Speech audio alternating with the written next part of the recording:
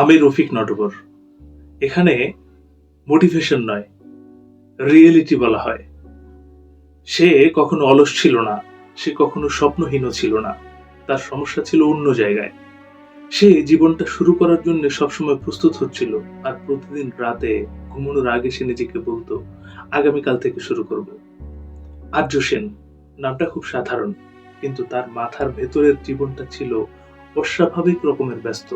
সে প্রতিদিন ভোর ৫টায় উঠত, কখনো ভিডিও দেখতে, কখনো বিজনেস পডকাস্ট বা দর্শনের বই নিয়ে ব্যস্ত ছিল।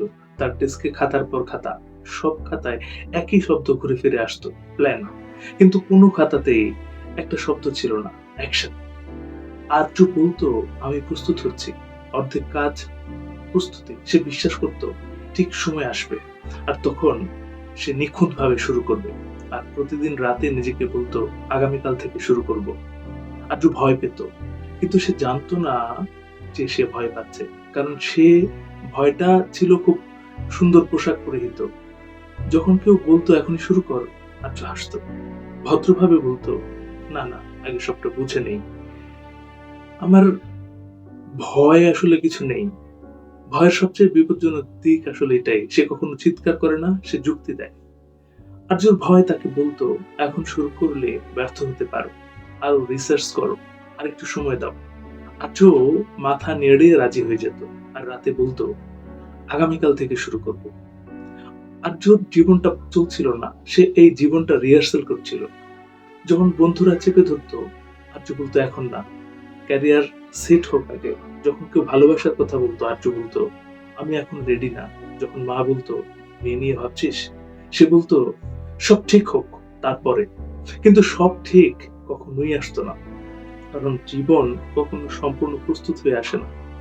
আর্য জানতো না সে বাস্তব জীবনকে ভবিষ্যতের ফোল্ডারে রেখে দিয়েছে। নিজেকে বলতো, আগামীকাল থেকেই শুরু করব।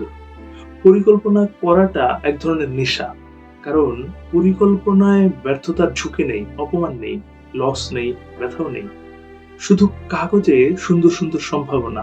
আর্য প্রতিদিন নতুন প্ল্যান বানাতো, পুরনো প্ল্যান ভেঙে নতুন করে বানাতো। সে গর্ব করে বলতো, আমি খুব সিরিয়াস।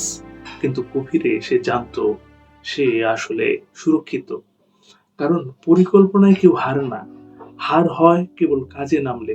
আর্য সেই হারটা নিতে ভয় পেত, তাই সে বলতো, আগামীকাল থেকেই শুরু করব।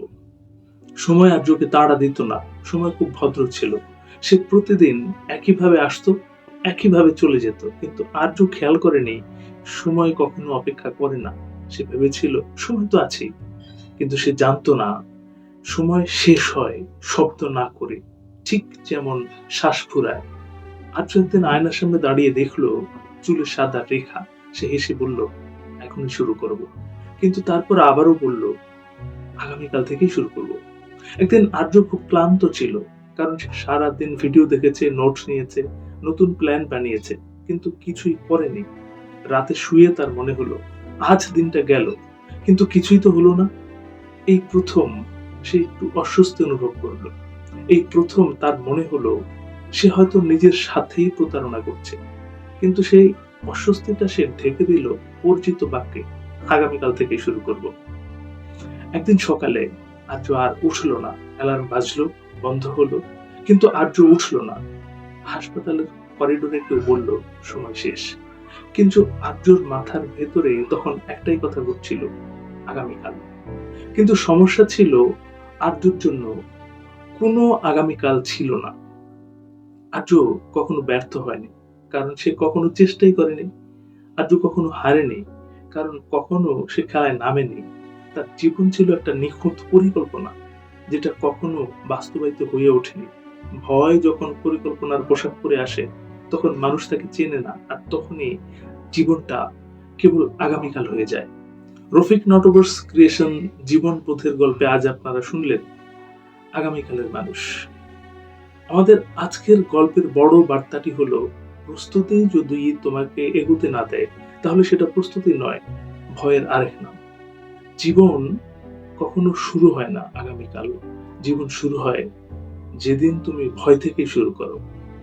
জীবন কখনো আগামীকাল দিয়ে শুরু হয় না। রফিক নটবর্স ক্রিয়েশন জীবনবোধের প্রতিটা গল্পে একটু জীবন, আর প্রতিটা জীবনই একটা গল্প, ছোট গল্প, বড় শিক্ষা। গল্প শেষ নয়, জীবনও নয়। শোনো, শেখো, বাঁচো। আজ এ পর্যন্তই। দেখা হচ্ছে পরের গল্পে। লাইক, শেয়ার, সাবস্ক্রাইব করতে ভুলো না।